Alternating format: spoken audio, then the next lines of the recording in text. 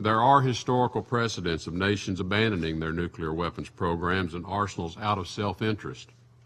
Belarus, Kazakhstan, South Africa, and Ukraine all weighed the risk and responsibility of nuclear weapons and made the decision to eliminate their nuclear programs or give up their nuclear weapons.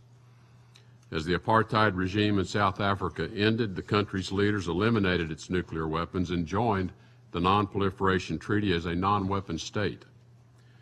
After the dissolution of the Soviet Union, Belarus, Kazakhstan, and Ukraine willingly gave up the nuclear weaponry that the Soviet collapse bequeathed to their territories. And over the years, several other countries were willing to abandon clandestine nuclear weapons development efforts when reassured by the United States and others that their relationships with us and the global community enabled them to meet their national security needs without such tools. The Republic of Kazakhstan is a particularly illustrative example of the wisdom of relinquishing nuclear weapons.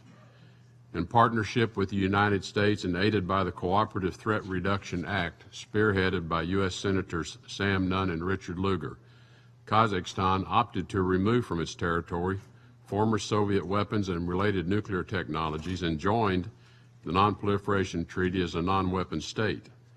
This courageous decision by the leaders of Kazakhstan greatly reduced the prospect of nuclear weapons, components of nuclear weapons, or nuclear materials and dual-use technologies from falling into the wrong hands. Nuclear weapons introduce complexity into relations with other countries and introduce the risk of miscalculation, accident, or escalation.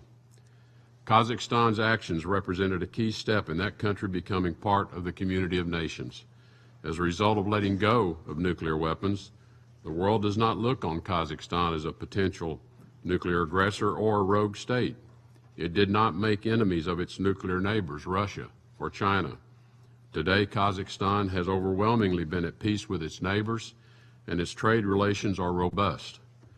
This year it hosted World Expo 2017, an event in Astana which showcased the sources of future energy and investment opportunities in Kazakhstan to attendees from around the world. This is a modern nation making a substantial contribution to regional and international peace and prosperity. Kazakhstan has only benefited from its early decision. In my previous career, I met President Nazarbayev on many occasions and had the opportunity to ask him about this decision. He is more at peace with his choice than ever. He once remarked to me, "It was the best thing I ever did for our young country." Ukraine made a similar courageous choice. Even after Russia's incursion into its territory in Crimea and East Ukraine, a violation of Moscow's commitments under the Budapest Memorandum, Ukraine's leaders reaffirmed yet again the wisdom of their decision to remove nuclear weapons.